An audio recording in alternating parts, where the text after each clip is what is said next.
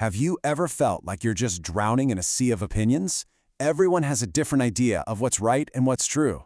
It can be, well, impossible to know what to believe. Today we're going to dive into a viewpoint that argues for one single, fixed rule to guide us, something that stands firm against our own changing feelings. Let's explore how it makes that case. So this is really the core question, isn't it? How do we find our way? What can we actually trust as a guide when today's expert advice is tomorrow's old news? And let's be honest, our own feelings can sometimes steer us wrong. This explainer is all about unpacking one very specific answer to that question. Now, before we get to the proposed solution, we have to understand the problem.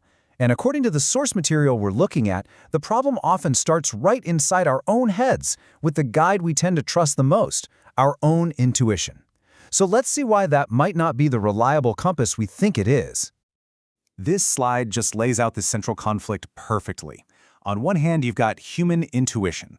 In Chinese, that's 人类直觉. It's subjective, it's internal, and it changes, depending on how we feel or what we think. But on the other hand, you have this idea of a divine standard, or 神圣标准. It's presented as the total opposite, objective, external, and completely fixed because it comes from somewhere outside of us, a higher source. Relying on our own minds for ultimate truth leads to a huge philosophical problem, and it has a name: vicious circular reasoning. That's Eising Xinhuan Lunzheng. The source we're looking at defines it as the mistake of using a lesser authority. That's us, our minds, to judge or approve a higher authority, like a creator. It's kind of like a character in a book trying to proofread the author who wrote them. From this perspective, the logic just doesn't hold up. Okay, so if our own intuition has its limits, what's the alternative? Well, this is where our source material introduces its solution, something it calls the divine-only rule. Let's really unpack what that means. And here we go, this slide gets right to the heart of the claim. The source points directly to the Word of God, found in the Bible, both the Old and New Testaments, and calls it the one exclusive standard. It's not just a helpful rule among many options, it's presented as the only rule that really counts for life's ultimate purpose. So what is packed into this phrase, only rule, or 唯一的规则? It's not just a catchy name, it actually describes a guide with three very specific, very powerful qualities. And this slide breaks those qualities down for us. First up, it's exclusive, 排他性. That means our personal feelings or human traditions don't get the last word. Second, it's sufficient, 充分性, which means you don't need to add anything to it. It has everything needed for its purpose. And finally, it's authoritative, 官威性, because it comes from the highest possible source. These three ideas are basically the foundation for this whole argument. But that just raises another big question, right? Where does that authority actually come from? To get that, we have to dig a little deeper into the foundation of this rule, which the source calls ultimate reality.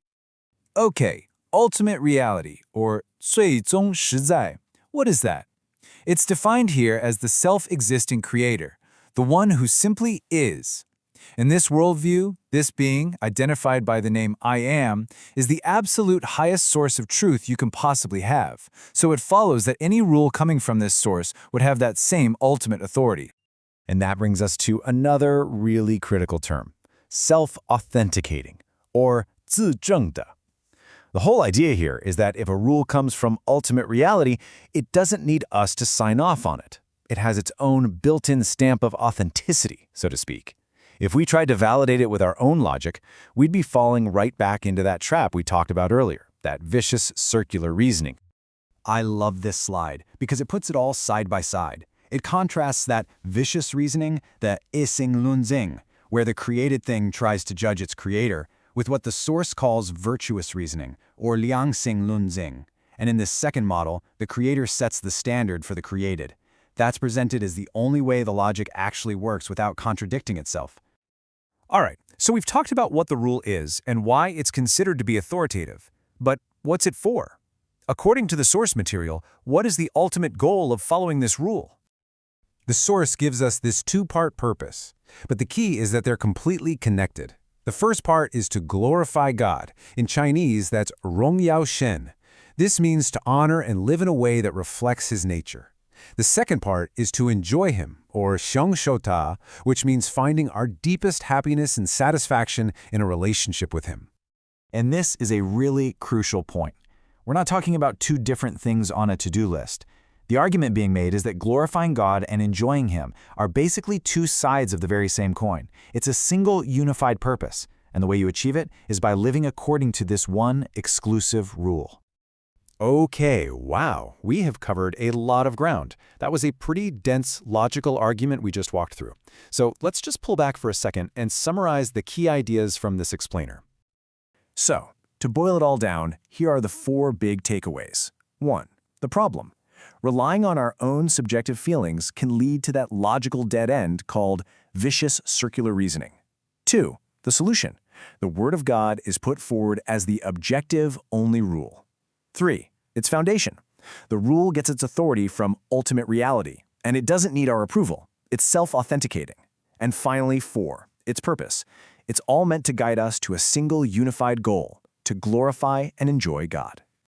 And that brings us to our final slide. You know, to really make these ideas your own, I want to leave you with a few questions to think about. First, in your own words, what is vicious circular reasoning, that eising sunhan lunjang? Second, why is that term only rule, or weiyi de guise, so critical to this whole argument? And finally, how does this source connect the idea of glorifying God, rong yao, with enjoying Him, shang shou? Really chewing on those questions is the best way to get a handle on everything we've explored today.